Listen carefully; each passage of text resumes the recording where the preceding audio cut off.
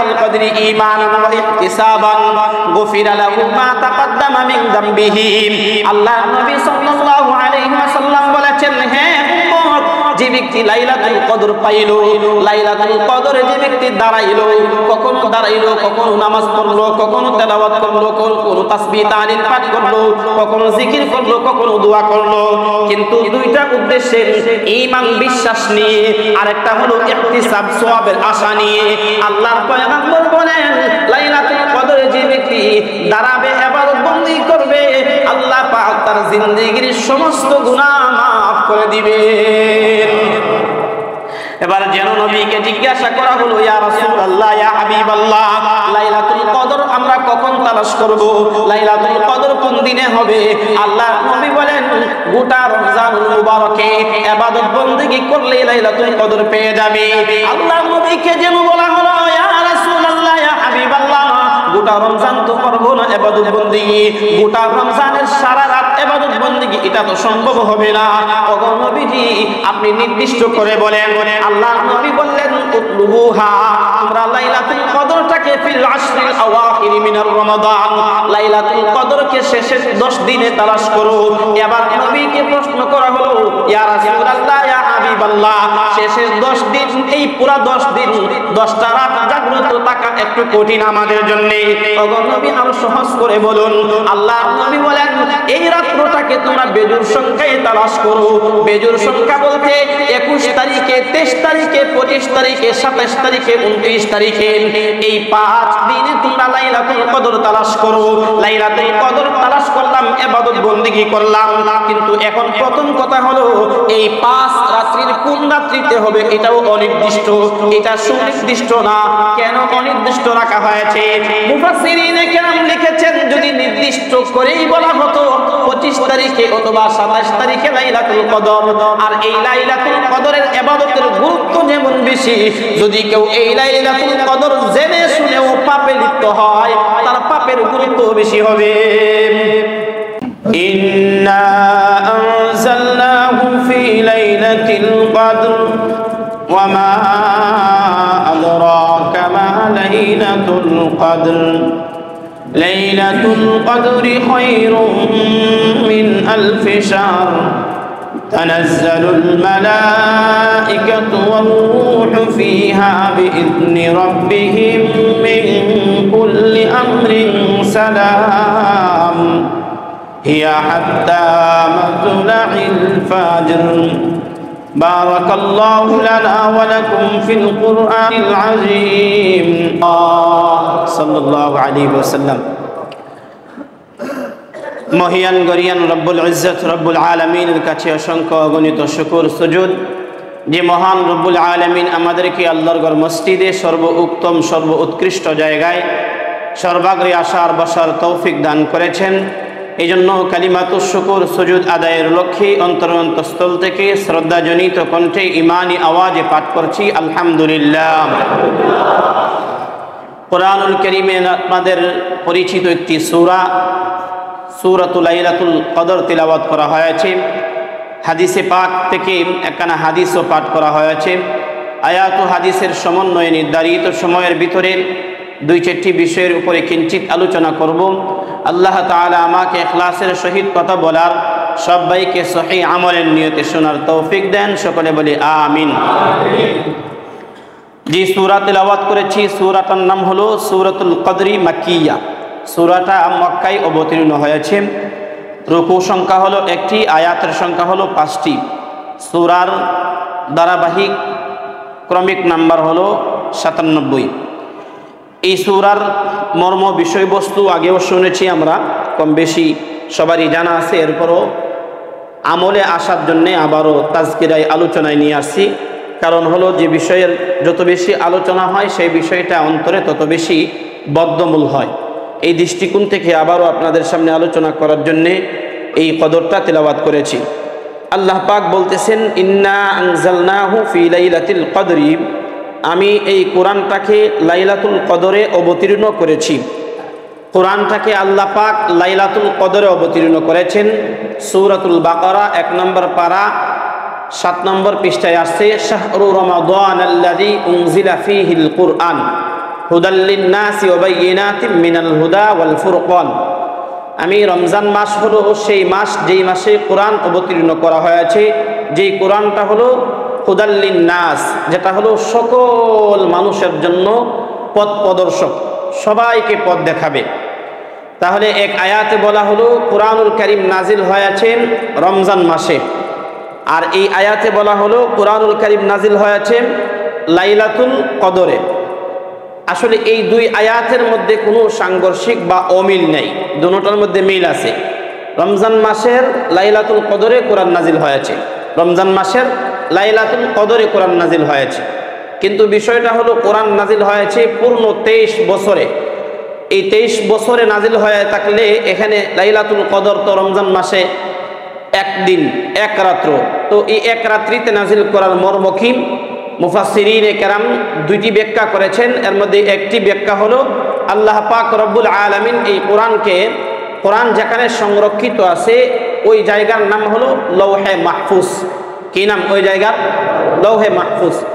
সেই লৌহে মাহফুজ থেকে দুনিয়ার আসমান তথা প্রথম আসমানের বাইতুল ইজ্জত নামক একটি জায়গা রয়েছে, সেখানে আল্লাহ পাক লাইলাতুল কদরে একসাথে গোটা কোরআনুল কারীম লৌহে মাহফুজ থেকে এনে প্রথম আসমানের বাইতুল ইজ্জত নামক স্থানে রেখে দিয়েছেন। এটাকে আল্লাহ নাজিল করেছি লাইলাতুল কদরে, এই কথা বলেছেন এক ব্যাখ্যা। আর এক ব্যাখ্যা হলো মুফাসসিরিনে কেরাম বলেন লাইলাতুল কদরেও কিছু অংশ নাজিল করা হয়েছে, অর্থাৎ সূচনাটা লাইলাতুল কদরে হয়েছে, এই জন্য যেন আল্লাহ পাক বলেছেন আমি লাইলাতুল কদরে ওহী নাজিল করেছি। বাকি প্রথম কথাটাই অধিক বিশুদ্ধ। আল্লাহ বলতেছেন ইন্না আনজালনাহু ফি লাইলাতুল কদর, আমি লাইলাতুল কদরে কোরআন নাজিল করেছি। ওয়ামা আদরাকা মা লাইলাতুল কদর, হে নবী আপনি কিভাবে জানলেন যে লাইলাতুল কদরি এটা কোন জিনিস? তো লাইলাতুন এর অর্থ সবারই কম বেশি জানা আছে, অর্থ হলো রাত্র, আর কদরুন এর অর্থ হলো দুইটা। এক অর্থ হলো কদর, অর্থ হলো মর্যাদা, মহিমান্বিত, সম্মানিত। তো লাইলাতুল কদরকে সম্মানের রাত্রি কেন বলা হলো? যে ব্যক্তি, যে গুনাহগার ব্যক্তি, যে নাফরমান ব্যক্তি এই রাত্রিতে ইবাদত বন্দেগী করলো তার জিন্দেগিটাও সম্মানিত হয়ে যাবে, বিদায় ওই রাত্রটাকে লাইলাতুল কদর বলা হয়েছে। আরেকটা মর্ম হলো লাইলাতুল কদর বলতে কদরুন শব্দের অর্থ হলো তাকদির নির্ধারণ করা, ভাগ্য নির্ধারণ করা। আল্লাহ পাক রব্বুল আলামিন লাইলাতুল কদরে ভাগ্য নির্ধারণ করেন, ভাগ্য বান্দার হাতে, ফেরেশতাদের হাতে অর্পণ করেন। ভাগ্য তো আগেই লেখা হয়েছে, তাকদির মানুষের আগেই লেখা হয়েছে, কিন্তু প্রত্যেক বছর বান্দার ভাগ্যে কি জুটবে না জুটবে, কে মরবে কে বাঁচবে, কে কি খাবে কে কি খাবে না, কি পরিধান করবে, কোথায় থাকবে, কোথায় বসবাস করবে, কোথায় কিরকম বৃষ্টি হবে, এই সব কিছু ফায়সালাকৃত বিষয়গুলো লাইলাতুল কদরে আল্লাহ পাক ফেরেশতাদের হাতে অর্পণ করেন, বিদায় এই রাত্রটাকে লাইলাতুল কদর বলা হয়েছে। এবার নবীকে প্রশ্ন করে আল্লাহ পাক উত্তর নিজেই দিচ্ছেন, লাইলাতুল কদরি খায়রুম মিন আলফি শাহর, লাইলাতুল কদর, কদরের রাত্রিটা হলো খায়রুম মিন আলফি শাহরিন, হাজারো মাস থেকে উত্তম। হাজারো মাস থেকে উত্তম, এই হাজারো মাস থেকে উত্তম, এখানে কয়েকটা কথা। এক নাম্বার হলো এই আয়াতটা কেন নাজিল হলো, দুই নাম্বার হলো মাসের কথাটা আল্লাহ পাক কেন বললেন, তিন নাম্বার হলো এই হাজার মাস দ্বারা কি উদ্দেশ্য। নবীজি সাল্লাল্লাহু আলাইহি ওয়াসাল্লাম সাহাবায়ে কেরামের সামনে একজন বনি ইসরাইল যুবকের কথা শোনাচ্ছিলেন এইভাবে যে বনি ইসরাইলের এক যুবক 1000 মাস পর্যন্ত রাতভর ইবাদত বন্দেগী করত, দিনের বেলা আল্লাহর রাস্তায় কতল কিতাল করত, জিহাদ করত। তো রাতভর ইবাদত বন্দেগী করা আর দিনের বেলা জিহাদ করা এটা তো অনেক বড় সওয়াবের কাজ। এই উম্মতে মুহাম্মাদির তো এত হায়াতও হবে না আর এত আমলও করতে পারবে না। এই জন্য সাহাবায়ে কেরাম বিস্মিত হলেন, সাহাবায়ে কেরাম অত্যন্ত আশ্চর্য হলেন আর আফসোস করতে লাগলেন যে আমাদের তো এত হায়াত হবে না আর এত নেক আমলও করতে পারবো না। তখন আল্লাহ পাক আয়াত নাজিল করলেন, লাইলাতুল কদরি খায়রুম মিন আলফি শাহর, ইয়া রাসূলুল্লাহ, ইয়া হাবিবাল্লাহ, আপনার উম্মতের জন্য আমি এমন একটা রাত্র দিলাম যেটাকে লাইলাতুল কদর বলা হয়। এই লাইলাতুল কদরটা হাজার মাস থেকে উত্তম, হাজার মাসের সমান না, হাজার মাস থেকে শ্রেষ্ঠ। বনি ইসরাঈলের যুবক হাজারো মাস পর্যন্ত রাত্রিবেলা ইবাদত বন্দেগী করেছে, দিনের বেলা জিহাদ করেছে। আর আপনার কোনো উম্মত যদি এই লাইলাতুল কদরে ইবাদত বন্দেগী করে, জিকির তাসবিহ তাহলিল পাঠ করে, তেলাওয়াত করে, দোয়া ইস্তিগফার করে, ওই বনি ইসরাঈলের যুবকের চাইতেও আমি আপনার উম্মতের এক রাত্রের সওয়াব বেশি দান করব। তানাজ্জালুল মালাইকাতু ওয়ার রূহু ফিহা বিইذনি রাব্বিহিম মিন কুল্লি আমরিন সালাম। ফেরেশতা অবতীর্ণ হয়, রূহ দ্বারা উদ্দেশ্য হলো জিবরাইল আলাইহিস সালাম, জিবরাইল আমিন অবতীর্ণ হয়, জিবরাইল আলাইহিস সালাম এবং ফেরেশতা অবতীর্ণ হয় বিইذনি রাব্বিহিম, তাদের প্রতিপালকের অনুমতি ক্রমে, মিন কুল্লি আমরিন সালাম, প্রত্যেকটা বিষয়ের বেলায় তারা কল্যাণের দোয়া করতে থাকেন, শান্তির দোয়া করতে থাকেন। এই দোয়াটা কতটুকু পর্যন্ত? আল্লাহ পাক বলেন হিয়া হাত্তা মাতুলাইল ফাজর, ফেরেশতারা শান্তির দোয়া করে, জিবরাইল আলাইহিস সালাম শান্তির দোয়া করে, ফজর উদিত হওয়া পর্যন্ত শান্তির দোয়া করতে থাকেন। এবার লাইলাতুল কদরি খায়রুম মিন আলফি শাহর, লাইলাতুল কদর এটা হাজার মাস থেকে উত্তম। প্রথম নম্বর কথা হলো হাজার মাস কেন বললেন আল্লাহ পাক, বছর কেন বললেন না? হাজার মাসে 83 বছর 4 মাস হয়ে থাকেন, 1000 মাসে 83 বছর 4 মাস হয়ে থাকেন। আল্লাহ বছরের কথা কেন বললেন না, মাসের কথা কেন বললেন? আরব ওয়ালারা মাসের গুরুত্ব বেশি দিত, আরব ওয়ালারা মাসের হিসাব বেশি রাখতো, বছরের হিসাব একটু কম রাখতো। এখন তো বছরের হিসাব গুরুত্ব সহকারে রাখা হয়, কিন্তু আরব ওয়ালারা তখনকার সময়ে যখন কোরআন নাজিল হয় তখন ওরা মাসের হিসাব রাখতো ঠিকই, যদিও বৎসর কত বৎসর অতিবাহিত হয়ে গেছে এই বৎসরের হিসাব রাখতো না, কিন্তু মাসের হিসাব ঠিকই রাখতো, মাসের গণনা তারা ভালোভাবে বুঝতো। এই জন্য আল্লাহ পাক মাসের কথা বললেন। মাস হাজার মাসে কয় বছর হয়? 83 বছর 4 মাস হয়। তো এক রাত্র পাইলাম, এক রাত্র ইবাদত বন্দেগী করলাম, মানে আমার গোটা 70 বছর আর 80 বছরের জিন্দেগি গুনাহ মাফ, গোটা 80 বছরের জিন্দেগি। এই জন্য আল্লাহ নবী বলেন মান কামা লাইলাতুল কদরি ঈমানান ওয়া ইহতিসাবান গুফিরা লাহু মা তাকদ্দামা মিন যামবিহি। আল্লাহ নবী সাল্লাল্লাহু আলাইহি ওয়াসাল্লাম বলেছেন, হে উম্মত, যে ব্যক্তি লাইলাতুল কদর পাইল, লাইলাতুল কদরে যে ব্যক্তি দাঁড়াইলো, কখনো নামাজ পড়লো, কখনো তেলাওয়াত করলো, কখনো তাসবিহ তাহলিল পাঠ করলো, কখনো জিকির করলো, কখনো দোয়া করলো, কিন্তু দুইটা উদ্দেশ্যে, ঈমান বিশ্বাস নিয়ে, আরেকটা হলো ইহতিসাব সওয়াবের আশা নিয়ে। আল্লাহর পয়গম্বর বলেন লাইলাতুল কদরে যে ব্যক্তি দাঁড়াবে, ইবাদত বন্দেগী করবে, আল্লাহ পাক তার জিন্দেগীর সমস্ত গুনাহ মাফ করে দিবেন। এবার যেন নবীকে জিজ্ঞাসা করা হলো, ইয়া রাসূলুল্লাহ, ইয়া হাবিবাল্লাহ, লাইলাতুল কদর আমরা কখন তালাশ করব? লাইলাতুল কদর কোন দিনে হবে? আল্লাহ নবী বলেন গোটা রমজানুল মুবারকে ইবাদত বন্দেগী করলে লাইলাতুল কদর পেয়ে যাবে। আল্লাহ নবীকে যেন বলা হলো, ইয়া রাসূলুল্লাহ, ইয়া হাবিবাল্লাহ, গোটা রমজান তো করবো না ইবাদত বন্দেগী, গোটা রমজানের সারা রাত ইবাদত বন্দেগী এটা তো সম্ভব হবে না। ওগো নবীজি, আপনি নির্দিষ্ট করে বলেন। আল্লাহ নবী বললেন উতলুবুহা, তোমরা লাইলাতুল কদরটাকে ফিল আশরিল আওয়াখির মিনার রমাদান, লাইলাতুল কদরকে শেষের 10 দিনে তালাশ করো। এবার নবীকে প্রশ্ন করা হলো, ইয়া রাসূলুল্লাহ, ইয়া হাবিবাল্লাহ, শেষের 10 দিন, এই পুরা 10 দিন 10টা রাত জাগ্রত থাকা একটু কঠিন আমাদের জন্য, ওগো নবী আরো সহজ করে বলুন। আল্লাহ নবী বলেন এই রাত্রটাকে তোমরা বেজুর সংখ্যায় তালাশ করো। বেজুর সংখ্যা বলতে 21 তারিখে, 23 তারিখে, 25 তারিখে, 27 তারিখে, 29 তারিখে, এই 5 দিনে তোমরা লাইলাতুল কদর তালাশ করো। লাইলাতুল কদর তালাশ করলাম, ইবাদত বন্দেগী করলাম, কিন্তু এখন প্রথম কথা হলো এই 5 রাত্রির কোন রাত্রিতে হবে এটাও অনির্দিষ্ট, এটা সুনির্দিষ্ট না। কেন অনির্দিষ্ট রাখা হয়েছে? মুফাসসিরিনে কেরাম লিখেছেন যদি নির্দিষ্ট করেই বলা হতো 25 তারিখে অথবা 27 তারিখে লাইলাতুল কদর, আর এই লাইলাতুল কদরের ইবাদতের গুরুত্ব যেমন বেশি, যদি কেউ এই লাইলাতুল কদর জেনে শুনেও পাপে লিপ্ত হয় তার পাপের গুরুত্ব বেশি হবে। পাপের গুরুত্বও বেশি হয়, পাপও হবে অনেক বেশি। এই জন্য এটাকে গোপন রাখা হয়েছে। যতগুলি কারণ আছে, যতগুলি গোপন রাখার যতগুলি কারণের মধ্যে একটা কারণ এটা, এই 5 দিনের ভিতরে এটাকে গোপন রাখা হয়েছে।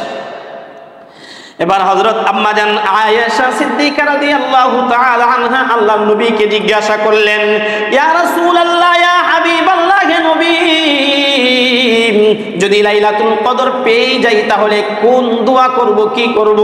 আল্লাহর নবী বললেন, হে আয়েশা, যদি লাইলাতুল কদর পেয়ে যাও তাহলে তুমি আল্লাহ পাকের কাছে এই দোয়া করবে, আল্লাহুম্মা ইন্নাকা আফুউন তুহিব্বুল আফওয়া ফাআফু আন্নী, আল্লাহুম্মা ইন্নাকা আফুউন তুহিব্বুল আফওয়া ফাআফু আন্নী। হাজী সাহেবানরা যারা হজে গিয়েছেন দেখবেন সাফা মারওয়ায় সাই করার সময় একটা আরবি লেখা রয়েছে, আরবি লেখাটা হলো আল্লাহুম্মা ইন্নাকা আফুউন তুহিব্বুল আফওয়া ফাআফু আন্নী। হে আল্লাহ, নিশ্চয়ই আপনি হলেন ক্ষমাশীল, আপনি ক্ষমাকে পছন্দ করেন, সুতরাং আপনি আমাকে ক্ষমা করে দেন। আম্মা জান আয়েশাকে আল্লাহর নবী বলতেছেন, হে আয়েশা, যদি তুমি লাইলাতুল কদর পেয়ে যাও, লাইলাতুল কদরে বেশি বেশি করে দোয়াটা পড়বে, হে আল্লাহ, আপনি ক্ষমাশীল, আপনি ক্ষমাকে পছন্দ করেন, সুতরাং আপনি আমাকে ক্ষমা করে দেন। দোয়াটা কি? আল্লাহুম্মা ইন্নাকা আফুউন তুহিব্বুল আফওয়া ফাআফু আন্নী, আল্লাহুম্মা ইন্নাকা আফুউন তুহিব্বুল আফওয়া ফাআফু আন্নী। বারবার বলতেছি, আল্লাহুম্মা ইন্নাকা আফুউন তুহিব্বুল আফওয়া ফাআফু আন্নী। এবার সবাই আমার সাথে বলেন, আল্লাহুম্মা ইন্নাকা আফুউন তুহিব্বুল আফওয়া ফাআফু আন্নী, আল্লাহুম্মা ইন্নাকা আফুউন তুহিব্বুল আফওয়া ফাআফু আন্নী। দোয়াটা যারা পারি দোয়াটা পড়বো, যারা পারি না দোয়াটা শিখে নিব অথবা বাংলা মর্মটা বলবো।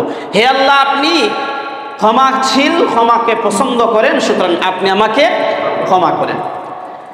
এই লাইলাতুল কদরে যে ব্যক্তি লাইলাতুল কদর পাইল না, লাইলাতুল কদর থেকে বঞ্চিত হলো, আল্লাহর পয়গম্বর বলেন সে সকল কল্যাণ থেকে বঞ্চিত হয়ে গেল।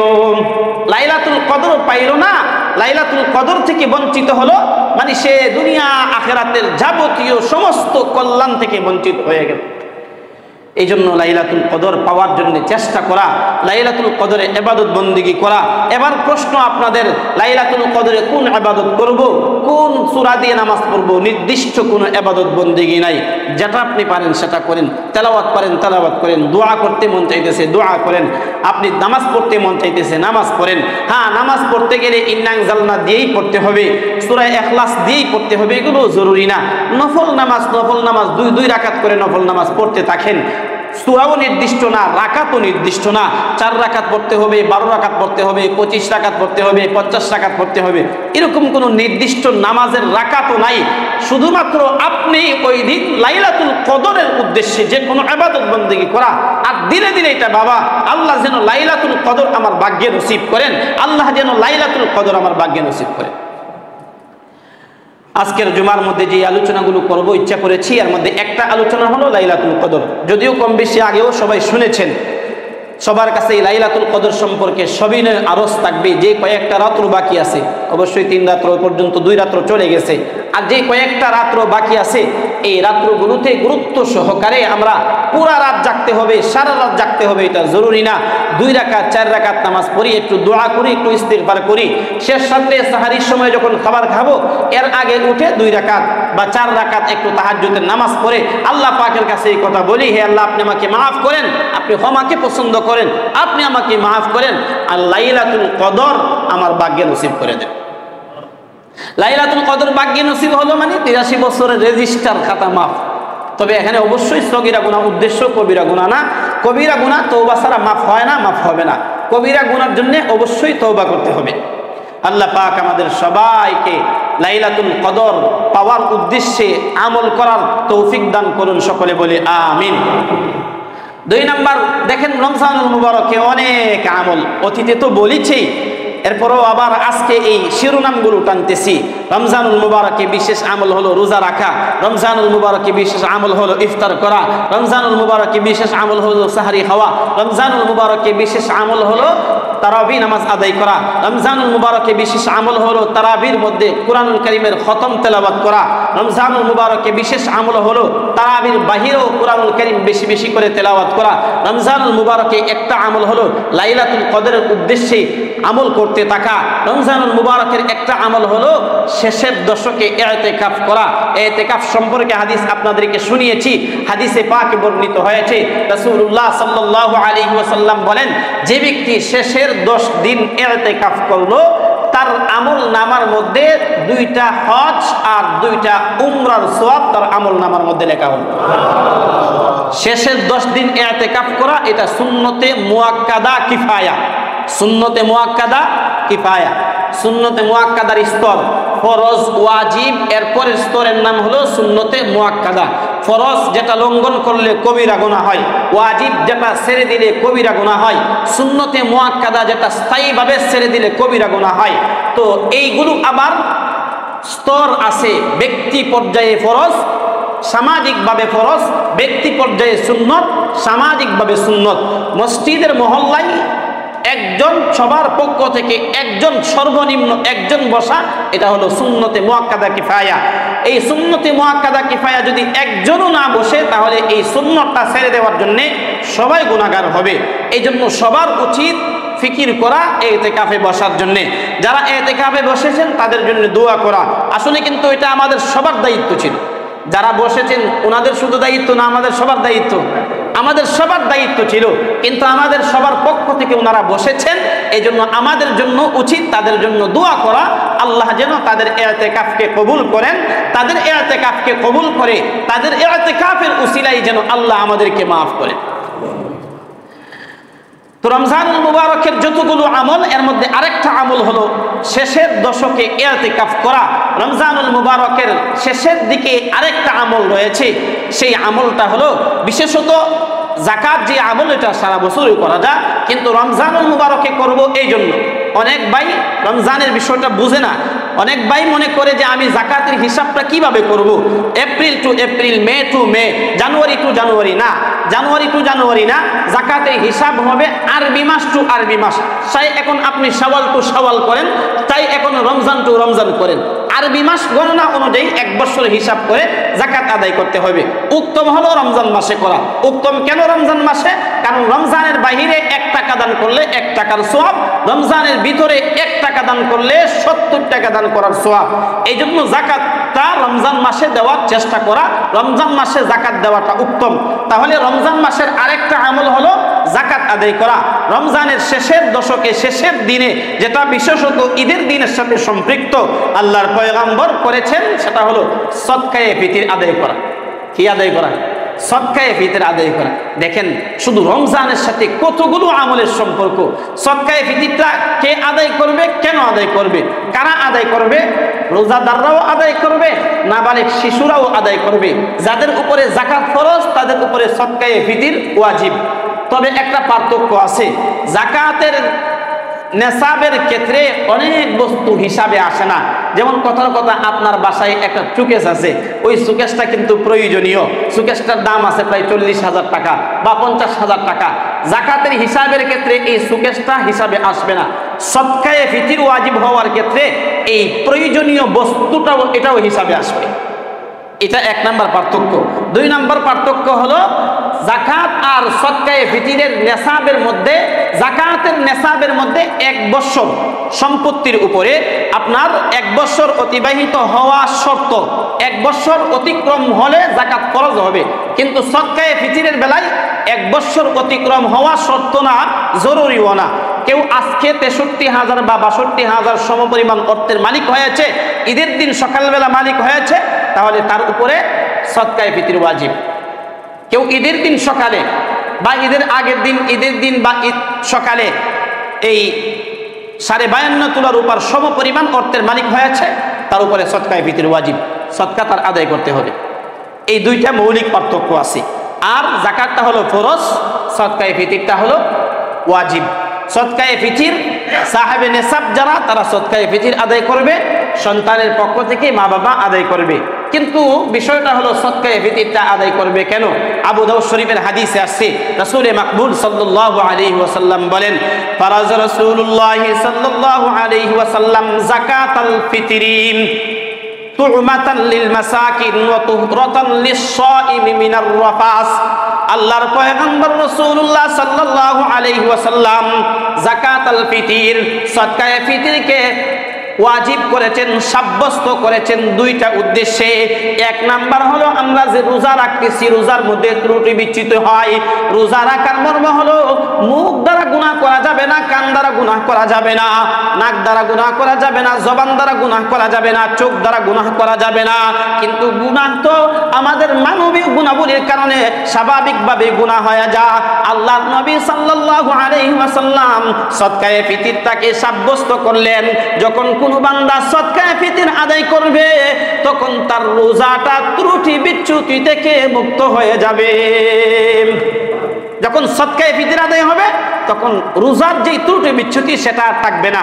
যেমন দেখেন ফরজ নামাজের যোহরের আগে 2 রাকাত সুন্নত, যোহরের পরে 2 রাকাত সুন্নত, মাগরিবের পরে 2 রাকাত সুন্নত, এশারের আগে 4 রাকাত সুন্নত, এশারের পরে 2 রাকাত সুন্নত, ফজরের আগে 2 রাকাত সুন্নত। প্রত্যেক নামাজের আগে পরে, আগে অথবা পরে, অথবা কখনো কখনো আগে এবং পরে উভয় বেলায় সুন্নত রয়েছে। শরীয়ত প্রণেতা কেন সুন্নত রেখেছেন? ফরজের মধ্যে ঘাটতি দেখা দিলে, কমতি দেখা দিলে, ত্রুটি দেখা দিলে সুন্নত দিয়ে এটাকে পূর্ণ করা হবে। কিন্তু রোজার তো আর বিকল্প নাই, রোজার নফল রোজা রাখলে এটার আলাদা সওয়াব হবে।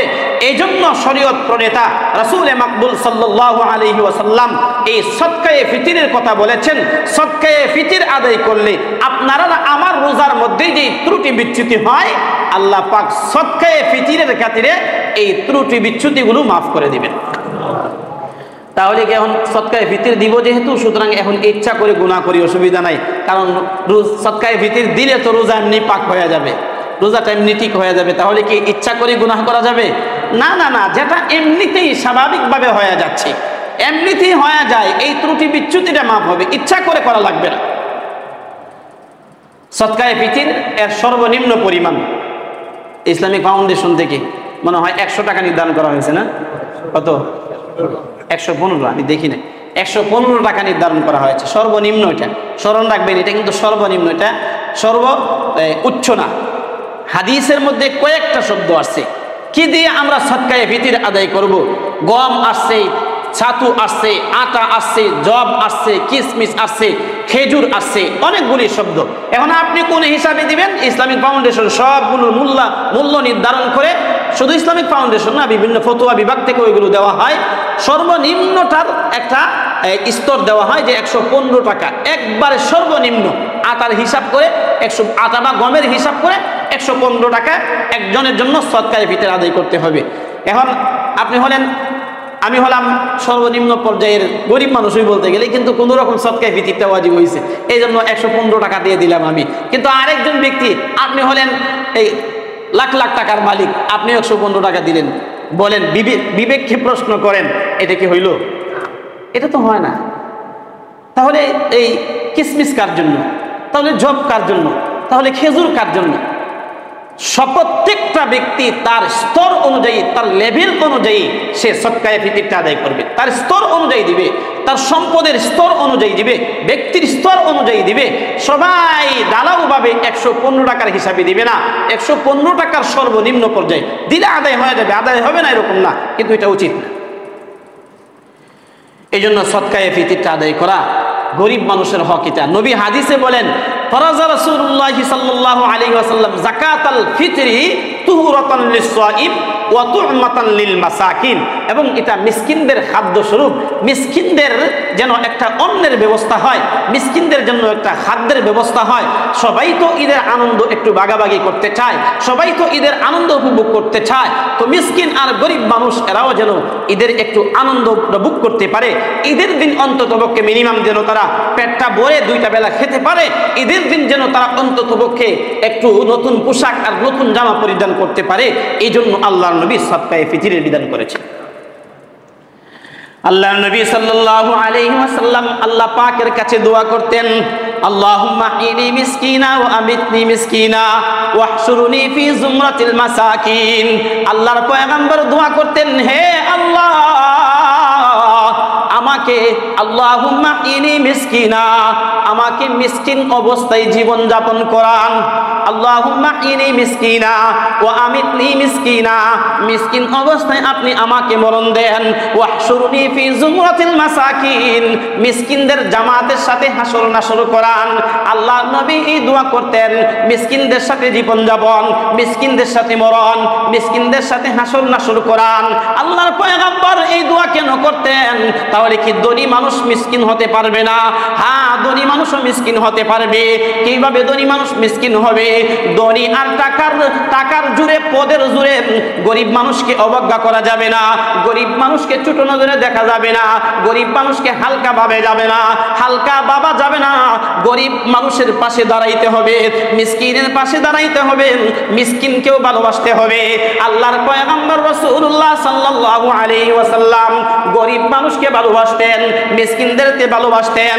আল্লাহর নবী সাল্লাল্লাহু আলাইহি ওয়াসাল্লাম সাহাবায়ে কেরামের মধ্যে, নবীর সাহাবায়ে কেরামের মধ্যে কিছু সংখ্যক সাহাবী হলেন ধনী মানুষ, যেমন হযরত আব্দুর রহমান ইবনে আউফ, যেমন হযরত উসমান গনি রাদিয়াল্লাহু তাআলা আনহু।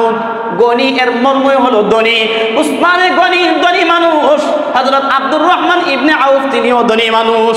কিন্তু নবীর কিছু সংখ্যক সাহাবী, অর্থাৎ বেশিরভাগ সাহাবী গরিব মানুষ। বেলাল হাবশী রাদিয়াল্লাহু তাআলা আনহু গরিব মানুষ, গোলাম মানুষ। হযরত সুহাইব রুমি রাদিয়াল্লাহু তাআলা আনহু গরিব মানুষ।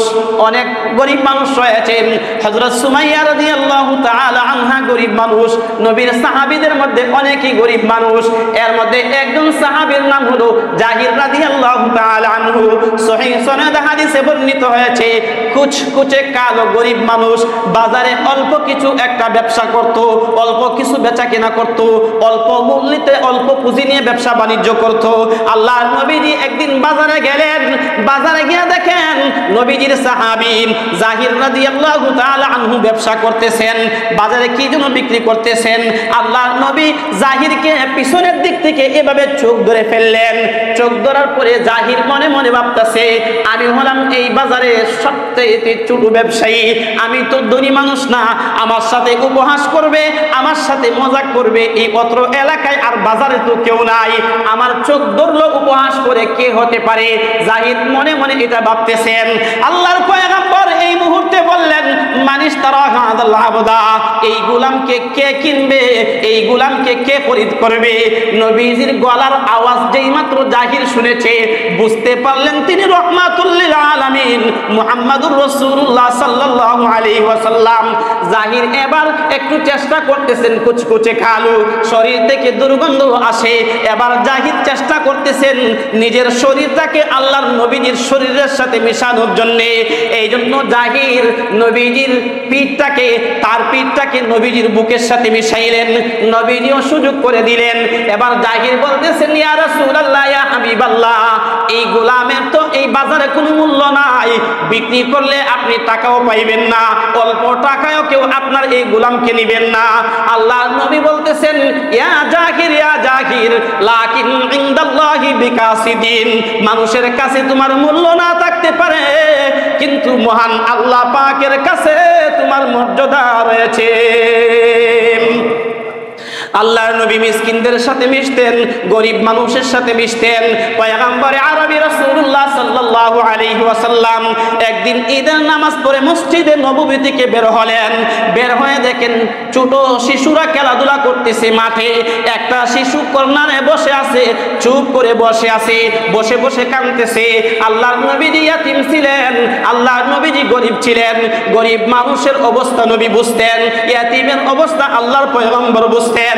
আল্লাহর পয়গম্বর মসজিদে নববী থেকে বের হয়ে যখন দেখলেন শিশুটা কান্নাকাটি করতেছে, শিশুর কাছে আল্লাহর নবী গেলেন। নবী গিয়ে শিশুকে জিজ্ঞাসা করলেন, তুমি কাঁদছো কেন? শিশু বললেন, আমার মাও নাই, বাবাও নাই। এই যে ছেলেরা আনন্দ উল্লাস করতেছে, নতুন জামা পরিধান করেছে, নতুন পোশাক পরেছে, ওরা খাবার খেয়ে এসেছে, ওরা আনন্দ উল্লাস করতেছে, আমার মাও নাই, বাবাও নাই। বাবা এক যুদ্ধে মারা গেছে, মা চলে গেছে, আমি এতিম হয়ে গেছে, আমার কেউ নাই। এই জন্য আমি এক কর্নারে বসে বসে কাঁদতেছি। আল্লাহর পয়গম্বর রাসূল মাকবুল সাল্লাল্লাহু আলাইহি ওয়াসাল্লাম শিশুটাকে ধরে বাসায় নিয়ে গেলেন। বাসায় নিয়ে হযরত আম্মা জান আয়েশাকে বললেন, নাও তোমার জন্য হাদিয়া এনেছি, তোমার জন্য গিফট এনেছি। তখন নবীজি এই হাদিসটা বললেন, আনা ওয়া কাফিলুল ইয়াতীমি কাহাতাইন, আমি এবং এতিমের লালন পালন বহনকারীরা জান্নাতের ভিতরে দুইটা আঙ্গুল যেভাবে বসবাস করে, জান্নাতের ভিতরে আমি আর এতিমের লালন পালনকারীরা একসাথে জান্নাতের ভিতরে বসবাস করব। আম্মা জান আয়েশাকে বললেন, হে আয়েশা, নাও এই শিশুটাকে লালন পালন করো, ওকে ভালোভাবে গোসল করাও, যদি কোনো পোশাক থাকে পোশাক পরানোর ব্যবস্থা করো, ভালো খাবার খাওয়ানোর ব্যবস্থা করো। আম্মা জান আয়েশা হাদিসে পাকে বর্ণিত হয়েছে, আম্মা জান আয়েশা তাকে গোসল করালেন, ভালো কাপড় পরিধান করালেন, ভালো খাবারের ব্যবস্থা করলেন। এবার শিশুটা হাস্যাস বাস্যাস চেহারা নিয়া, হাস্য উজ্জ্বল চেহারা নিয়া ঘর থেকে বের হয়েছে, মাঠে দৌড়াদৌড়ি করতেছে, খেলাধুলা করতেছে। অন্যান্য শিশুরা বলল, একটু আগে জীর্ণ শীর্ণ কাপড় পরিধান করেছিলে, ময়লাযুক্ত কাপড় পরিধান করেছিলে, এখন তুমি আনন্দিত কোনো ভালো পোশাক কই পাইলে? এবার সে বলতেছে, আমি পেয়েছি, নবী মুহাম্মদুর রাসূলুল্লাহ আমার অভিভাবক হয়েছেন, হযরত ফাতেমা, হযরত আয়েশা সিদ্দিকা রাদিয়াল্লাহু তাআলা আনহা আমার মাতা হয়েছেন, এই জন্য এখন আমি আনন্দিত হয়ে গেছি। এই জন্য ভাই দোস্ত বুজুর্গ, শুধু নিজে খাইলে নিজে পরিধান করলেই হবে না, নিজে ভালো থাকলেই হবে না। পয়গম্বর আরবি রাসূলুল্লাহ সাল্লাল্লাহু আলাইহি ওয়াসাল্লাম গরিব মানুষের সাথে মিশতেন, ইয়াতিমদের খোঁজখবর রাখতেন, গরিবদের খোঁজখবর রাখতেন। এই জন্য ধনীদেরকে উদ্দেশ্য করে আল্লাহর নবী বলেন, আমি পয়গম্বর তোমাদের জন্য সদকায়ে ফিতরটা ওয়াজিব করলাম। তোমাদের সমাজে কোনো গরিব মানুষ, মিসকিন মানুষ, ফকির মানুষ যেন ঈদের দিন না খেয়ে থাকে। এমন যেন না হয় যে ফকির মানুষ, মিসকিন মানুষ ঈদের দিন খায় না, এমনটা যেন না হয়। এই জন্য আমি নবীজি তোমাদের জন্য সদকায়ে ফিতরের বিধান করলাম। নবীজি দোয়া করতেন, আল্লাহুম্মা ইনি মিসকিনা ওয়া আমিতনি মিসকিনা ওয়াহশুরনি ফি জুমরাতিল মাসাকিন। হে আল্লাহ, আমাকে মিসকিন অবস্থায় জীবন যাপন করান, মিসকিন অবস্থায় মরণ দেন, মিসকিনদের সাথে আমার হাসর নাসর করান। আপনি আর আমি যখন মিসকিনদেরকে অবাধ্য করব না, আপনি আর আমি যখন মিসকিনদের খোঁজখবর রাখবো, আপনি আর আমি যখন গরিব মানুষের খোঁজখবর রাখবো, তখন আপনি আর আমিও হাসরের ময়দানে মিসকিনদের সাথে, মিসকিনদের খাতারেই দাঁড়াতে পারবো। নাকি হাসরের ময়দানে মিসকিনদের খাতারে দাঁড়াইতে লজ্জা করবে? না না না না, জান্নাত গর্ববোধ করে, বুখারী শরীফের হাদিস, জান্নাত গর্ববোধ করে বলে, আমার জুআফা এবং গরিব মিসকিন দ্বারা আল্লাহ পাক জান্নাতকে ভরপুর করে দিয়েছেন, জান্নাত ভরপুর গরিব মিসকিনদের দ্বারা। আর জাহান্নাম গর্ববোধ করে বলে, আমি জাহান্নাম গর্ববোধ করে আমার মধ্যে গর্বকারীরা, অহংকারকারীরা, দাপটশালী দ্বারা জাহান্নাম ভরপুর হয়ে গেছে। এই জন্য দোয়া করা, ভাই আল্লাহ গরিবদের সাথে যেন আল্লাহ মিশায় রাখেন, গরিবদের সাথে যেন আল্লাহ মরণ দেন, গরিবদের সাথে যেন আল্লাহ হাসরের ময়দানে দাঁড় করেন। নবী এই দোয়া করতেন, তিরমিজি শরীফের হাদিস। এই জন্য রমজানের যতগুলো আমল, আর একটা আমল হচ্ছে সদকায়ে ফিতর দরকার। সবাই গুরুত্ব সহকারে, গরিব মানুষ নির্দিষ্ট করে, গরিব মানুষ আগে যাচাই বাছাই করে নির্বাচন করে যে তিনি গরিব, তাকে সদকায়ে ফিতরটা দিয়ে দেওয়া। হযরত ইমামুল আযম আবু হানিফা রহমতুল্লাহি আলাইহি, ওনাকে নিয়ে এখন অনলাইনে তো ঢুকতে পারি না, রমজানে ঢোকা সম্ভব হয় না, মাঝে মধ্যে যতটুকু দেখলাম, ওনাকে নিয়ে উনি ইবাদত বন্দেগী কি পরিমাণ করতে পেরেছেন কিনা, এগুলো নিয়ে তুমুল আলোচনা চলতেছে। আসলে হযরত ইমামুল আযম আবু হানিফা রহমতুল্লাহি আলাইহি যেমন এলেমের বেলায় অনন্য নজির স্থাপন করেছেন, আমলের বেলায়ও অনন্য নজির স্থাপন করেছেন। শুধু কুরআনুল কারীমের তেলাওয়াত না, শুধু নামাজ না, আর্থিক ইবাদত বন্দেগীটাও ইমামুল আযম আবু হানিফা কিভাবে করেছেন কিতাবে আসছে। বিশেষ করে খুতবাতে হাকিমুল ইসলামে কারি তৈয়ব সাহেব রহমতুল্লাহ আলাইহি লিখেছেন, ইমামুল আযম আবু হানিফা রহমতুল্লাহ আলাইহি একটা তালিকা করতেন, ওনার এলাকায় গরিব মানুষের, মিসকিন মানুষের একটা তালিকা করতেন। তালিকা করে প্রত্যেকটা পরিবারের কয়জন সদস্য রয়েছে, গরিব মানুষের কয়জন সদস্য রয়েছে, সে কতটুকু লম্বা, কয়জন সদস্য, ছেলে নাকি মেয়ে, সবার জন্য কাপড় বানিয়ে ঈদের আগের দিন রাত্রিবেলা সবার বাসায় বাসায় তিনি কাপড় পৌঁছিয়ে দিতেন। দেখেন তো আপনি আর আমি জিন্দিগিতে আমলটা করেছি। আমার এলাকায়, আপনার এলাকায় গরিব মানুষ নাই? বহুত গরিব মানুষ আছে। শহরে যে গরিব মানুষ হেও এলাকার ধনী মানুষের সমান, শহরের গরিব মানুষ এলাকার ধনী মানুষের সমান। এলাকায় গিয়ে দেখেন গরিব কারে কোনো রকম একটা গড়ে থাকে, বিছানা চাদর কি জিনিস কল্পনাও করতে পারে না। ঈদের দিন তারা কোনো রকম আপনি আর আমি তো মার্কেটে যাইতেছি, দামি পোশাকের দিকে আপনারা আমার নজর, কিন্তু একবার কি চিন্তা করেন মার্কেটে কিন্তু কম দামি পোশাক আছে। মার্কেটওয়ালা যে কম দামি পোশাকটা আনলো, এটা কার জন্য আনলো? এটাও তো এক শ্রেণীর মানুষ এসে কিনে নিবে, এটাও তো এক ধরনের লোকে এই পোশাকটা কিনবে, এই পিছনা কাপড়টাও তো এক ধরনের মানুষ কিনবে। এই জন্য ভাই, অন্তরটাকে নরম করা, দিলটাকে নরম করা, অহংকার না করা, গর্ব না করা। অর্থ টাকা আল্লাহ দেন পরীক্ষা নিরীক্ষা করার জন্য, এগুলো সাময়িক সময়ের জন্য। অর্থ এগুলো সাময়িক, যে কোনো সময় চলে যেতে পারে। আমি মনে করি যাবে না, না এটা ঠিক না, যে কোনো সময় চলে যাবে। আল্লাহ দিতেও পারেন, আল্লাহ দিতেও সময় লাগে না, নিতেও সময় লাগে না। আল্লাহ দিয়ে পরীক্ষা করেন। গরিবদেরকে অবাধ্য না করা, গরিবদেরকে অসহায়, এদের অসহায়ত্বের সুযোগ না নেওয়া, এদের প্রতি দৃষ্টি রাখা। আল্লাহ পাক আমাদের সবাইকে আমলের তৌফিক দান করেন। সকলে বলি আমিন।